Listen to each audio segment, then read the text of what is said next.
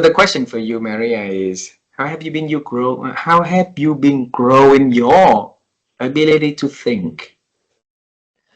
Okay, you're not going to like my advice. Well, you will, but the majority of the audience, I'm not sure they're going to like my advice. It's basically three things. One is reading.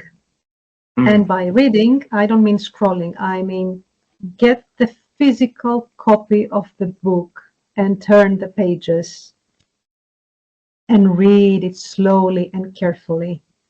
People nowadays, they ask AI, give me the summary of this book, and they think that they've read the book. They know the story of the book, but they haven't thought about the book.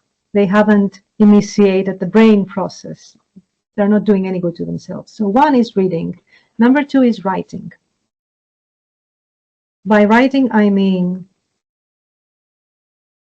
don't necessarily use Word or PowerPoint or whatever it is that you use to draw your ideas. Put a pen in your hand and a piece of paper and design what it is that you want to express, what you want to think, what you want to create.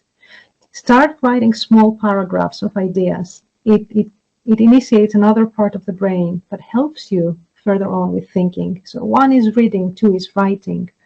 And number three is time. And by time, what I mean is devote time to yourself to actually think. So less social media, less Netflix or whatever you're watching. Give yourself the luxury of time on every single day. It doesn't have to be 1 hour. It can be half an hour. But give yourself the luxury to have half an hour of complete, quiet and relaxation, and think, how did my day go? What could I done differently? Why did that person say that thing? Why am I stuck with this project? Anything that comes into your mind. And if possible, discuss this with your family, with your partner.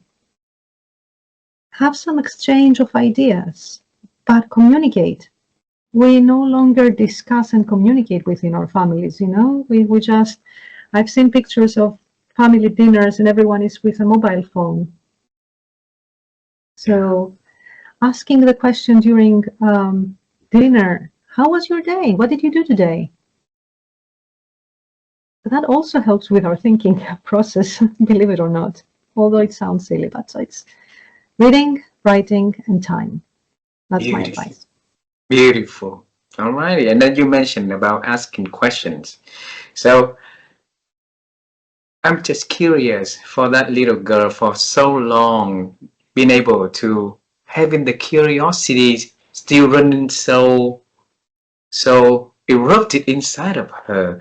How could you keep that curiosity that long and expand that curiosity, Maria?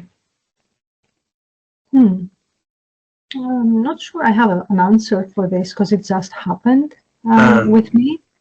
I think, to be honest, that the heroes in the books that I read, they also helped me become more curious.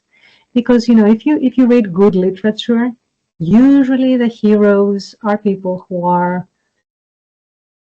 they care for others, they struggle to do things right, they are curious, they don't give up easily. So the more you dive into the world of literature, you sort of try to imitate those behaviors, you sort of try to become that hero. So maybe reading helped me with the curiosity part, but I'm not sure. Maybe it was a character trait, maybe it was the fact that all my professors were always telling us, especially in leadership, that you have to be curious, you have to be curious. So it was a combination of things.